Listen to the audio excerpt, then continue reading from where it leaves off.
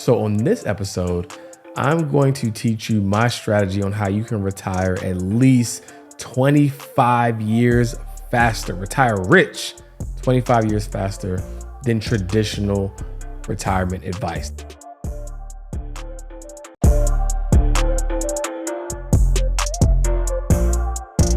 What's up, family? Welcome back to another episode of Financial Freedom Fast Lane. And you know the vibes. The quicker you get to your dream life, the longer you get to live it.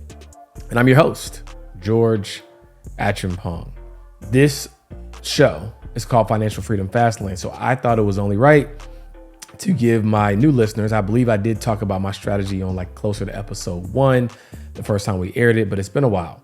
I'm gonna give you guys some more tangible context on how to retire 3 times faster than traditional financial advice. Because essentially that's how the show was formed, was me giving you me giving you insights on investing and business. And in my opinion, not pigeonholing myself, because I think all of these things are relevant to getting there faster, right? You just take bits and pieces of it. But I wanted to give you the full framework, and then you guys can kind of insert what makes the most sense for you so that you can adopt this formula for yourself, right? So let's get into it. So my sister is retiring at the end of this month. She's retiring at the end of this month in 2023, in December. So as of this recording, this should be airing in December, and she is retiring on December 31st. Now, my sister was probably my second or third client, and this is probably over 11 years ago when I was just getting started in the financial services industry. But I'm like, hey, if you trust me, I'm learning some really cool stuff. I think it'll be beneficial for you. Now, at that time, I didn't have the exact blueprint, right? I just was making sure that she was investing, putting money away, and started to develop a plan for retirement. But as I learned more, as I got more well-versed in the space, I then applied that to her strategy so that she was ultimately able to retire 25 years faster than traditional retirement advice. Retirement advice, I guess you could say. So my sister just turned 40 in October, and most people, or the traditional retirement age, is age 65. And truth be told, at age 65, that's just the age that people retire. It's not necessarily like people retiring rich or having the financial wherewithal to do what they want to do. In fact, the median retirement account balance is actually less than $200,000 for most people, right? And so it's like, wait, so if I understand anything about how retirement works, which I'll get into in this episode, then that is not nearly enough. So what is the actual process? What is the actual blueprint for retiring rich 3 times faster? All right, let's get into it. But before we do that, we have to unpack some myths, right? We have to do some unlearning. The first thing we have to unlearn is that retirement is based upon age, right? It's not based upon age, it's based upon assets. I just proved that. My sister's retiring at 40, right? So it has nothing to do with age. It has everything to do with assets. And more specifically, right, the traditional retirement model is that you have to have 25 times, right, your annual income need invested in order to retire, right? So if you ask the average person, they say they need about $1 million to retire. But if you back into that math, that translates to about $40,000 a year. So if you want to figure out what your number is, you take how much money you think you'll need a month to live your desired lifestyle. You multiply that by 12, which is just the calendar year. And then ultimately you multiply that by 25. And maybe on another episode, I'll get into the specifics of the formula, but this is something that has been, thought about years before this show ever existed. And it's a formula that if you follow, most likely you will not run out of money at retirement as long as you withdraw just 4% from your portfolio, right? So you couple this multiplying your retirement income need by 25 with only withdrawing 4%. And that is the old model for the recipe for not running out of money. Now, here's the good news. The good news is my sister has achieved that financial milestone as well. So even following the traditional financial advice, she's good to go, right?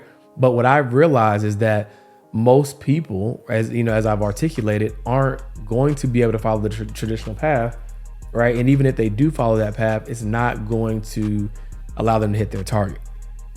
And when you think about retirement from the vantage point of age or accumulation, then what it does is it makes you think that you have to put all this time in.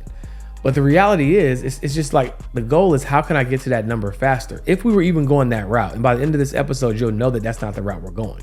But even if that was our goal, if our goal was, okay, if I know I need $1 million saved at retirement to live my ideal lifestyle, right? Then what is the fastest path to get there? Now, the fastest path to get there is making more money, right? Because we now know that retirement has nothing to do with age. It's like, how quick can I get to the $1 million? So if I'm making $50,000 a year and I can only save and invest 10% of my income, then I'm only investing $5,000 a year, right? And that's why it's taking me 35 years to do it, because of the amount of money that I'm allocating. Conversely, if I made $100,000 a year and then I double my savings rate, okay, I double my income, so let me double my savings rate. So I go from saving and investing 10% a year on 50,000 to saving and investing 20% a year on 100,000. Now, the magic in this is that you go from investing $5,000 a year to investing $20,000 a year. And it doesn't take a rocket scientist to see, okay, well, if I'm able to do that, then I'm naturally going to get to that timeline significantly faster, right? And that is true.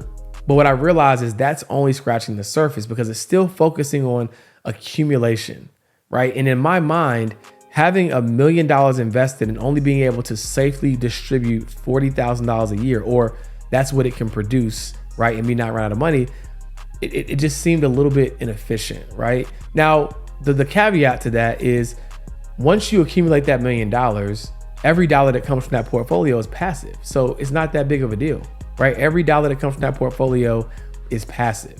So at the end of the day, like, you shouldn't expect the same rate of return, right? Or the same like amount of income, right, from your active income as you would from something passive, right? Because you're not trading any time for it. So it's not that it's bad. It's just that, is there a more efficient way for the person who, may not make $100,000, right? And is still trying to get to retirement in a reasonable timeline? And the answer is yes, right? So instead of focusing on accumulating as much money as you can, as fast as you can, right? What we then want to focus on is understanding that cash flow is more important than accumulation. And what do I mean by that? Now, you accumulated the $1 million in this example over whatever length of time it took you to accumulate it, so that it could produce the 40,000. But really, you don't really care about the million, right? It sounds nice. I mean, who wouldn't want to have $1 million invested? But what you really care about is the $40,000 in cash flow, or whatever your cash flow number is. So then the question becomes, what are more efficient ways to produce said cash flow, right? So I implore you to look into things like real estate, right? Not to say that investing in the stock market and getting passive income from that is bad. I love the stock market. That's where a lot of my money is invested. But it's to say, maybe that's not the end all be all or the only thing I should consider investing in. So maybe I should look into, well, what type of cash flow could I generate from a short-term rental property or a long-term rental property or multifamily? Because it's about the cash flow number. Now, again, there are other variables that you have to consider in terms of who's going to manage the property. What is the net profit margins? Is this as passive? Does this align with my wealth building and lifestyle alignment, right? Those are questions you got to answer for yourself. But ultimately, when we just look at it from a dollars and cents standpoint, if I was a betting man, I would bet that it would be easier for you to wrap your head around having an investment property that can produce $1,100 a month, right, in cash flow, in this example, than how much money you'd have to have invested to produce that same amount of money. So you need $330,000 invested, right, to produce $1,100 a month passively, right? That just sounds like a big grab. So when you hear it out loud, it's like, wait, might not know everything about business. I might not know everything about real estate, but I'm pretty sure that I'm smart enough to figure out how to generate $36 a day, right, passively, right? And we don't have to get into the specifics of what those options are. Maybe I'll do another episode on that. But just fundamentally, you could agree with me on that, right? So the question becomes, what things can I do that could generate cash flow, right, at higher yields than following the traditional 4% rule? And what you'll find is that it's very, very doable. One of my other favorite ways to do this is investing in businesses that you own but do not run, which buying the laundromat, buying the car wash, buying the lawn care business, buying the business that a small business owner owns and they're ready to retire, right? Because there's a lot of cash flow in that. You might be asking yourself again, well, how can I buy a business? And I don't have the time to get into it on this episode because it's a whole topic in itself. But I want you to understand that you can go to websites like buybizsell.com or flippa.com and you can literally find companies to buy. You can drive around your city and look at these businesses that have been ran for years, dry cleaning, car washes, etc. And the problem is, like, their kids saw them or their family saw them work that business tooth and nail for 30, 40 years, and they don't want to take over that business, right? Like dad, worked himself to the bone.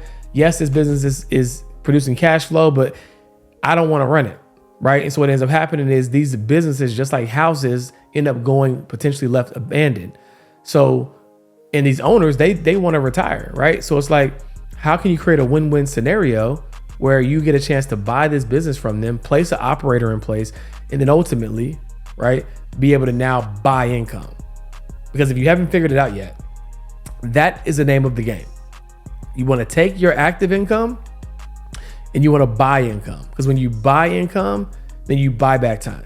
That is the whole game. That is the entire game, right? So anyways, more of the story is, how can you find these cash flow producing investment opportunities, whether it's real estate or private equity? Because I only look at investing in three major buckets: private markets, public markets, like the stock market. Private markets is like, again, buying these businesses that aren't publicly traded, and then real estate. Those are the three main markets I look at. And then within those, there's different subsets, right? Like in the private markets, there's venture capital, there's angel investing, right? There's et cetera, et cetera. And then of course the public markets, you got foreign exchange, you got the stock market, you got, all types of, public markets, right? So you can figure out within those like sectors or within those buckets which one you want to focus on.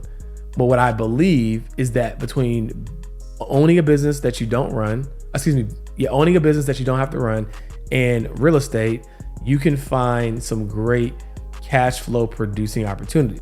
So you might be thinking, well, I should probably just abandon the stock market. Well, not so fast. The stock market is probably one of the greatest tools for passive wealth generation, right? It's probably one of the greatest tools for passive wealth generation. But the challenge is the cash flow, right? How can I get this thing to produce more cash flow? So this is when myth number 3 comes into play. So let's just do a quick recap. Myth number 1 is that at the end of the day, retirement is not based on age, it's based on assets. Myth number 2 is that you have to understand that it's not about accumulation, it's about cash flow, right? And then myth number 3 is that debt is bad, right? Consumer debt is bad. If I go out and swipe my credit card for things that take money out of my bank account that inherently don't bring, money back to me, that's a liability. And if I use debt to do it, it's really bad, right? But if I use borrowed money to buy something that will appreciate in value, and what it appreciates to is greater than what it costs to borrow the money, and there's some left over, that's good. So what does that look like in practical application? If I borrow money to go buy a house, let's say I borrowed $100,000 to go buy a house, right? At 6% interest. And then that house grew to $200,000 in value over, I'm just going to use just an arbitrary example, right? Over 10 years time, right? And let's say that the cost of capital during that 10 years it cost me, let's just call it $25,000, arbitrary. And on top of that, the appreciation of the house, growing from $100,000 to $200,000, it also produced $1,100 in cash flow every single month. So every single month, for 10 years, right? Now, in that example, I could easily do the math and I would take that deal every day of the week and twice on Sunday. But the problem is people don't do the math and they get scared and they're afraid of debt. And they listen to people who tell them that debt is bad. Now, let me say this, because I know I probably get Dave Ramsey gets a lot of flack, right? And not just because of his message on debt freedom, but because of his delivery, and people maybe don't resonate with it, right? I don't disagree with Dave Ramsey in the sense that if you are irresponsible with money, right? I.e., if you don't have a track record of being able to put money on a credit card and pay it off 100%, right? Then you probably shouldn't have a credit card. So Dave Ramsey has a teaching style that helps save you from yourself, right? People that are probably already drowning, who don't need the fancy bells and whistles, who don't need to leverage anything. Like, you're already over leveraged. You're not responsible. You haven't proven that you know what to do with this money, right? So in that sense, I agree with Dave, and Dave has helped a tremendous amount of people, and no one can deny that, right? But there's a difference between playing to win, right? And playing not to lose, right? And if you are not responsible with money, then maybe you do need to play not to lose. You got to put a certain amount of guardrails and defenses in place to prevent you from making bad decisions and saving you from yourself. But once you've gotten past that and you're financially responsible, right? Then you can exercise these different things that will help you get to your target faster. So what does that look like in practical application? And where does the stock market come back into this scenario? So what I do is I invest money in the stock market, right? Instead of my bank account, the money has to go somewhere. So I let my money that has to be accumulated go somewhere, and that somewhere is the stock market. And yes, the stock market can go up, it can go down, it can fluctuate, but by and large, the stock market over an extended period of time has 100% success rate, assuming you're buying broadly diversified funds, right? If you buy a single company and it goes belly up, yes, you're not going to necessarily have 100% success rate. But if you go and buy VOO or another total stock market index, right? History has said that over an extended period of time, you will win 100% of the time. That being said, what I do is I invest my money in the stock market. And what the stock market will allow you to do, if it's invested in a taxable brokerage account, and with most institutions, they will let you use your account as collateral, right? Now, what does that mean? What that means is if I have $10,000 invested, this investment institution can see that I have the $10,000 invested. And so they will give me a line of credit based upon the portfolio value. Let's just call it up to 40%. You have 10,000, I'll give you a line of credit for 4,000. Now, what's interesting about this is your $10,000 never gets liquidated, right? Like, you still have the $10,000 portfolio. It still gets to grow at whatever rate it's currently growing at. All right. As of this recording, my portfolio year to date is just up shy over 56%, right? But the beautiful part about it is now my portfolio gets to grow uninterrupted. I get a line of credit based upon the value of my portfolio, and I can then take that line of credit to go buy more what? Investments. Not stuff, but more investments. So now I got one investment that's growing, and then I take the other money, right, to go buy another investment, right? Ideally one that produces cash flow. So now I got two investments, but then I take the cash flow and then I reinvest it into my portfolio. So now I have three uses for the money, right? I got my original money that was invested. I got a line of credit that used to go buy another asset that's also growing and appreciating in value. But then also I get cash flow from it, and I take that cash flow and I reinvest it back into my portfolio, right? Now, of course, if you're at a place where you're ready to be financially independent, you can take that cash flow to subsidize your lifestyle, right? But assuming you were still trying to get to your freedom number and the money had to go somewhere and you were still working, you could take that money and reinvest it. So now you are getting three uses for your money, right? Three uses for your money, right, off of one original investment.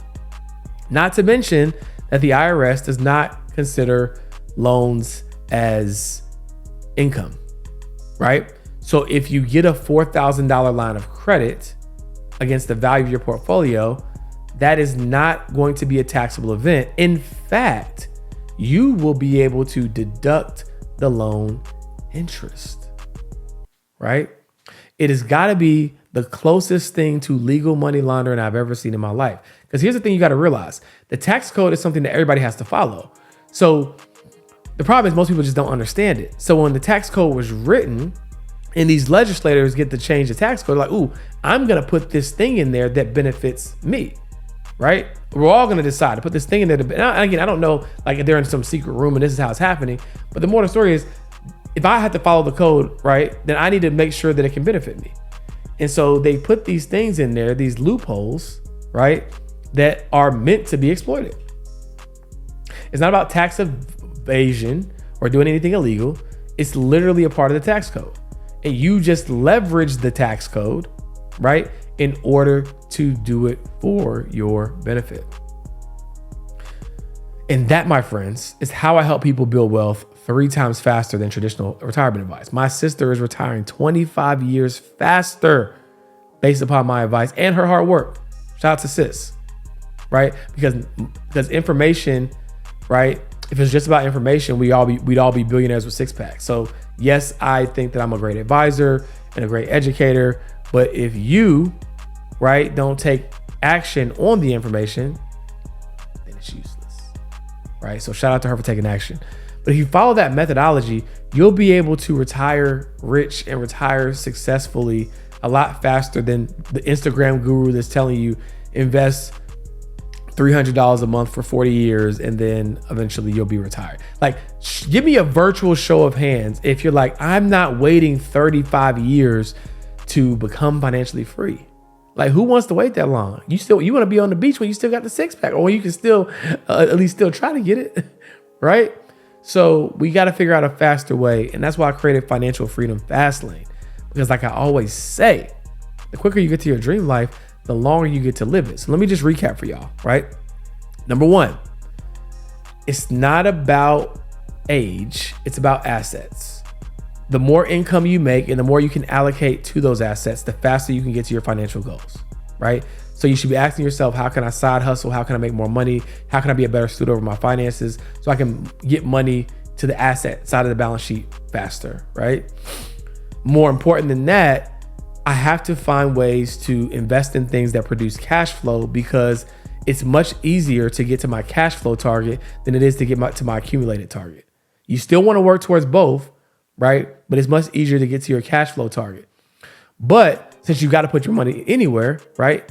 Myth 3 is that debt is bad. I'm going to invest in the stock market. I'm going to leverage my portfolio's collateral, and I'm going to use that leverage to acquire more assets, ideally assets that produce cash flow.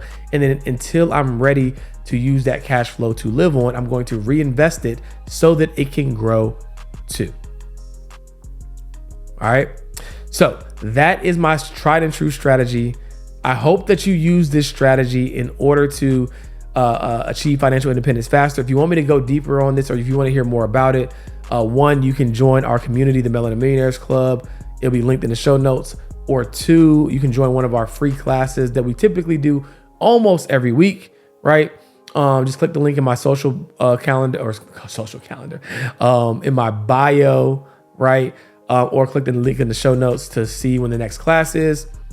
Other than that, guys, thanks so much for tuning in to another episode. If you think this information was helpful, please share it with a friend. Please leave me a comment, right? I am performing on an invisible stage. I don't get to see any reaction. I don't know if you like it. The only way I know if you like it is if you literally like it, or if you leave a nice little comment, or if you share it. And most importantly, if you subscribe to the channel.